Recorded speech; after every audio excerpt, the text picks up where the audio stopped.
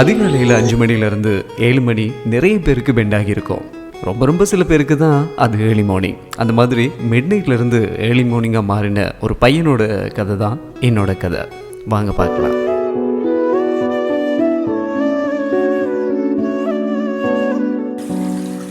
ஃபேஷனை ப்ரொஃபஷனலாக ஆக்குறது அப்படின்றது ரொம்ப சில பேருக்கு தான் நடக்கும்.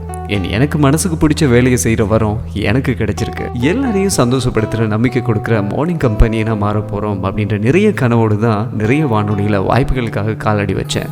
ஆனால் நிறைய தடவை ஏமாற்றங்களோட வெளியில் வந்தேன். ஆனால் இப்போது சிறகுகளில் சிறகடிச்சு பறக்கிறேன். பட் மக்கள் மத்தியில் என்னோட ஷோ பார்க்குறாங்களா அப்படின்ற ஒரு ஏக்கம் என் மனசுக்குள்ளே இருந்துச்சு.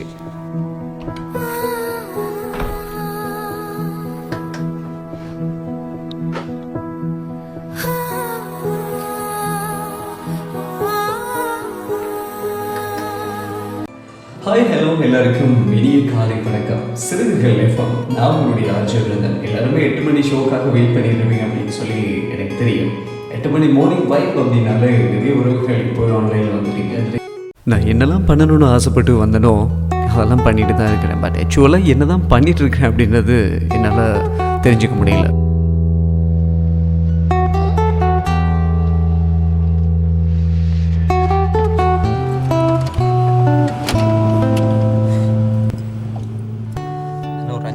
என்னோட ஃப்ரெண்ட் வராரு, வந்தோடனே நான் என்னெல்லாம் பண்ணணும்னு ஆசைப்பட்டு வந்தனோ அதெல்லாம் பண்ணிட்டு தான் இருக்கிறேன். பட் ஆக்சுவலாக என்ன தான் பண்ணிட்டு இருக்கேன் அப்படின்றது என்னால் தெரிஞ்சுக்க முடியல. சரியான டைரெக்ஷனில் தான் போயிட்டுருக்கேன்னா வீட்டில் ஒரு சேலஞ்ச் எடுத்து அதில் ஃபேஸ் பண்ணி இப்படி நான் உட்கார்றதுக்கு தானே அப்படின்ற ஒரு கேள்வி என் மனசுக்குள்ளே வந்துருச்சு. பட் ஒரே ஒரு கவலை, அம்மா அப்பா மனைவி மகன் இவங்களை நினச்சா சரியாக சாப்பிடக்கூட முடியல. ஒரே யோசனையாக தான் இருக்கும். பட் ஒரு சின்ன மாற்றம் என்ன சந்தோஷமாகிச்சு. என்ன வாங்க பார்க்கலாம். ப்ரோ, இந்த ரேடியோ கேட்பீங்களா?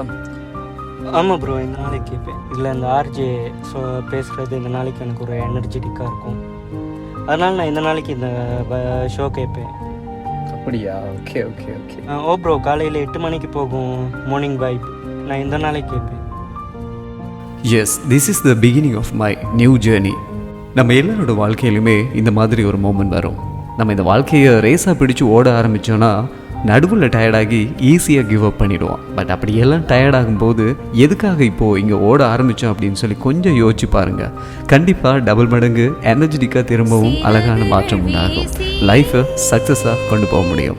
எந்த ஒரு விஷயத்தையும் முழு மனதோடு உண்மையாக செஞ்சீங்க அப்படின்னா நமக்கான விஷயம், நல்ல விஷயங்கள் நம்மளை தேடி வரும் அப்படின்றது உண்மை.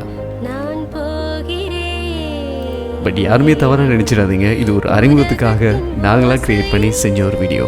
பட் நல்லா இருக்குது அப்படின்னா நிச்சயமாக ஷேர் பண்ணுங்கள். இன்னும் நிறைய விடயங்களை உங்களோட பகிர்ந்து கொள்ள சிறகுகள் எல்லாம் காத்துக்கிட்டே இருக்குது.